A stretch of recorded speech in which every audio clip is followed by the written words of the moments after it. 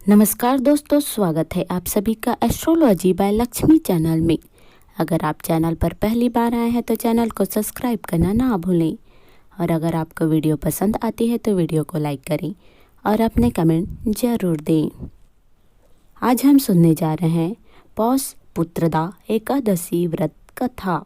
धर्मराज युधिष्ठिर कहने लगे कि हे भगवान, आपने पौष कृष्ण एकादशी अर्थात सफला एकादशी का महात्म्य बताकर बड़ी कृपा की। अब आप कृपया करके मुझे पौष माह के शुक्ल पक्ष की एकादशी के विषय में भी बतलाइए। इस एकादशी का क्या नाम है तथा इसके व्रत का क्या विधान है, इसकी विधि क्या है, इसका व्रत करने से किस फल की प्राप्ति होती है और उसमें कौन से देवता का पूजन किया जाता है। कृपया यह सब विधान पूर्वक कहिए। भगवान श्री कृष्ण बोले, पौष माह के कृष्ण पक्ष में आने वाली इस एकादशी को पौष पुत्रदा एकादशी कहा जाता है।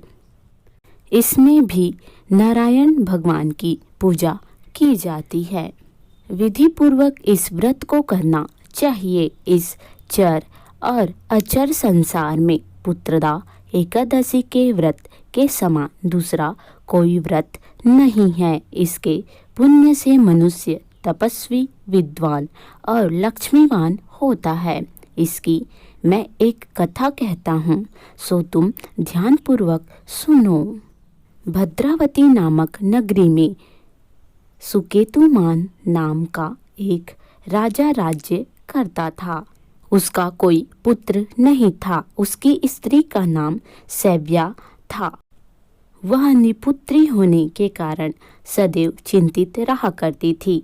राजा के पितर भी रो रो कर पिंड लिया करते थे और सोचा करते थे कि इसके बाद हमको कौन पिंड देगा। राजा को भाई बंधव, धन, हाथी, घोड़े, राज्य और मंत्री, इन सब में से किसी से भी संतोष नहीं होता था।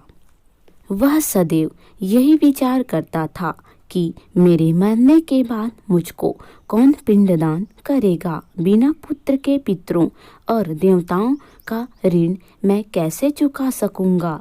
जिस घर में पुत्र ना हो उस घर में सदैव अंधेरा ही रहता है। इसलिए पुत्र उत्पत्ति के लिए प्रयत्न करना चाहिए।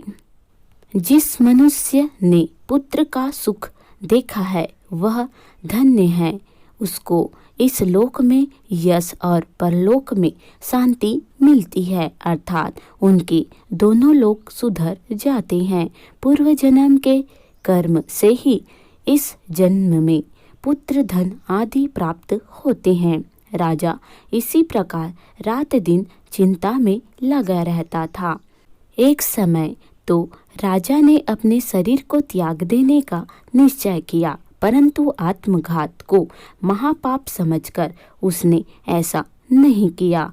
एक दिन राजा ऐसा ही विचार करता हुआ अपने घोड़े पर चढ़कर वन में चल दिया तथा पक्षियों और वृक्षों को देखने लगा। उसने देखा कि वन में मृग, व्याघ्र, सुअर, सिंह, बंदर, सर्प आदि सब भ्रमण कर रहे हैं। हाथी अपने बच्चों और हथनियों के बीच घूम रहा है। इस वन में कहीं तो गिद्ध अपने कर्कश स्वर में बोल रहे हैं, कहीं उल्लू ध्वनि कर रहे हैं। वन के दृश्यों को देखकर राजा सोच विचार में लग गया। इसी प्रकार आधा दिन बीत गया। वह सोचने लगा कि मैंने कई यज्ञ किए, ब्राह्मणों को स्वादिष्ट भोजन से तृप्त किया, फिर भी मुझको दुख प्राप्त हुआ क्यों? राजा प्यास के मारे अत्यंत दुखी हो गया और पानी की तलाश में इधर उधर फिरने लगा। थोड़ी दूरी पर राजा ने एक सरोवर देखा। उस सरोवर में कमल खिले थे तथा सारस, हंस, मगरमच्छ आदि विहार कर रहे थे। उस सरोवर के चारों तरफ मुनियों के आश्रम बने हुए थे। उसी समय राजा के दाहिने अंग फड़कने लगे। राजा शुभ शगुन समझकर घोड़े से उतरकर मुनियों को दंडवत प्रणाम करके बैठ गया।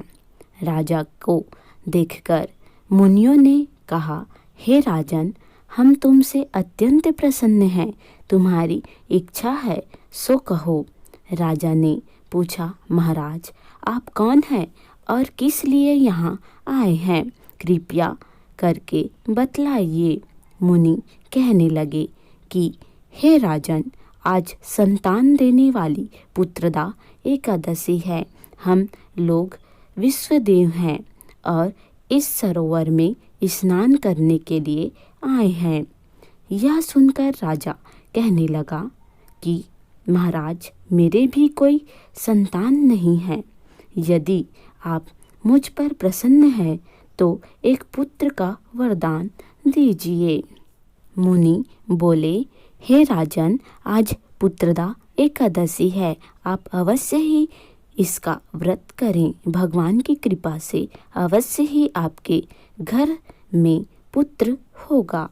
मुनि के वचनों को सुनकर राजा ने उसी दिन एकादशी का व्रत किया और द्वादशी को व्रत का पारण किया। इसके पश्चात मुनियों को प्रणाम करके महल वापस आ गया।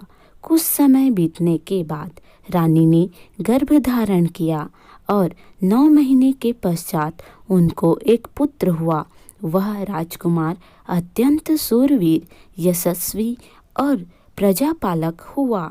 श्री कृष्ण बोले, हे राजन, पुत्र की प्राप्ति के लिए पुत्रदा एकादशी का व्रत करना चाहिए।